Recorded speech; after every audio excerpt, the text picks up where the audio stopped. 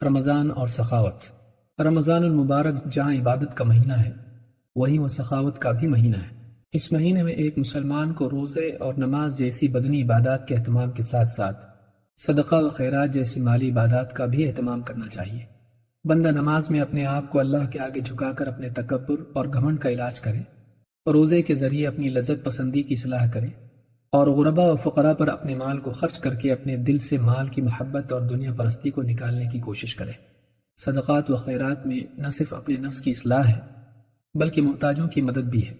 رمضان المبارک میں اپنا مال غربا و فقراء پر سخاوت کے ساتھ خرچ کرنا خود نبی کریم صلی اللہ علیہ وسلم کی سنت مبارکہ ہے۔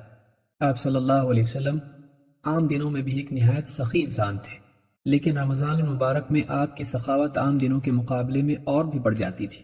ابن عباس رضی اللہ تعالیٰ عنہ فرماتے ہیں کہ اللہ کے نبی صلی اللہ علیہ وسلم لوگوں میں سب سے زیادہ سخی تھے، اور آپ کی سخاوت اس وقت مزید بڑھ جاتی جب آپ رمضان میں جبریل سے ملاقات کرتے، اور جبریل رمضان میں ہر رات آپ سے ملتے یہاں تک کہ مہینہ ختم ہو جاتا۔ رمضان کی ان راتوں میں اللہ کے نبی صلی اللہ علیہ وسلم جبریل کو قرآن سنایا کرتے، پس جب آپ جبریل علیہ السلام سے ملتے تو آپ کی سخاوت تیز ہوا سے بھی زیادہ شدید ہو جاتی۔ اس حدیث کو امام بخاری اور مسلم نے روایت کیا ہے۔ قرآن کریم اللہ کی عظمت کا تعارف ہے۔ یہ وہ کتاب ہے جسے پڑھ کر ایک انسان اپنے رب کی قدرت اور اس کی عطا کی صحیح معرفت حاصل کرتا ہے۔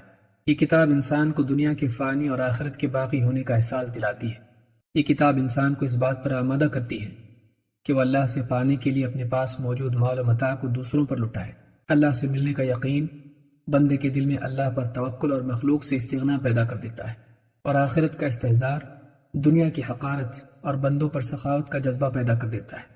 رمضان میں جبریل کے ساتھ قرآن کریم کی تلاوت و مدارست سے نبی کریم صلی اللہ علیہ وسلم کے قلب میں دنیا اور اہل دنیا سے استغنا کی کیفیت پیدا ہو جاتی، اور اسی استغنا کا نتیجہ تھا کہ آپ تیز ہوا سے بھی زیادہ شدت کے ساتھ لوگوں پر خرچ کرنے لگ جاتے۔ آپ کی سخاوت میں تیز ہوا کی طرح سرعت اور عمومیت پیدا ہو جاتی۔ علامہ عینی فرماتے ہیں الریح المرسلہ سے مراد لوگوں کے نفع کے لیے بھیجی ہوئی ہوا ہے۔ دراصل یہ قرآن کریم کی آیت کی طرف اشارہ ہے۔ اللہ تعالیٰ نے فرمایا وَهُوَ الَّذِي يُرْسِلُ الرِّيَاحَ بُشْرًا بَيْنَ يَدَيْ رَحْمَتِهِ حَتَّى إِذَا أَقَلَّتْ سَحَابًا ثِقَالًا سُقْنَاهُ لِبَلَدٍ مَيِّتٍ فَأَنزَلْنَا بِهِ الْمَاءَ فَأَخْرَجْنَا بِهِ مِنْ كُلِّ الثَّمَرَاتِ۔ وہ اللہ ہی ہے جو اپنی رحمت سے آگے آگے ہواؤں کو خوشخبری بنا کر بھیجتا ہے، یہاں تک کہ جب وہ بھاری بادل کو اٹھاتی ہیں تو ہم انہیں ایک مردہ زمین کی طرف ہانک دیتے ہیں، پھر اس بادل سے پانی برساتے ہیں، پھر اس پانی سے ہر طرح کے پھل اگاتے ہیں۔ سورۃ الاعراف آیت نمبر 57۔ بارش سے قبل ہواؤں کی تیزی اللہ تعالیٰ کی طرف سے رحمت کے فیضان کی خوشخبری ہوتی ہے۔ یہ ہوائیں عمومیت کے ساتھ ہر ایک کو چھو کر گزر جاتی ہیں، اور ان کے لائے ہوئے بادلوں سے برسنے والا پانی سب کے لیے ہوتا ہے۔ حدیث میں نبی کریم صلی اللہ علیہ وسلم کی سخاوت کو اسی ہوا سے تشبیہ دی گئی ہے۔ نبی صلی اللہ علیہ وسلم کی اقتداء میں ایک مسلمان کو بھی چاہیے کہ وہ رمضان کے مہینے میں اپنی سخاوت کے دروازے کھول دے۔ وہ اپنے مال سے غربا و فقراء، عزیز و اقارب، اپنے اور پرائے سبھی کو نفع پہنچائے۔ اس برکتوں والے مہینے میں وہ خیر کے راستوں میں خوب خرچ کرے۔ اگر وہ اللہ سے پانا چاہتا ہے تو خود بھی دوسروں پر خرچ کرے۔ اپنے پاس جو کچھ موجود ہے اس میں سے دوسروں پر خرچ کرنا اللہ سے پانے کا بہترین ذریعہ ہے۔ اللہ کے نبی صلی اللہ علیہ وسلم فرماتے ہیں صدقے سے مال کم نہیں ہوتا۔ اس حدیث کو امام مسلم نے روایت کیا ہے۔ لہٰذا آدمی کو چاہیے کہ اپنے اہل و عیال کی ضروریات کی رعایت کرتے ہوئے دوسرے مسلمانوں کی حاجت و ضرورت کا بھی خیال رکھے۔ کتنے لوگ ایسے ہوتے ہیں کہ اپنی فقر و تنگ دستی کو عفت و غیرت کی چادر میں چھپائے رکھتے ہیں۔ کتنے ہی اللہ کے بندے ایسے ہوتے ہیں کہ جن کی خوش مزاجی لوگوں کو اس بھرم میں مبتلا کر دیتی ہے کہ وہ خوشحال ہیں۔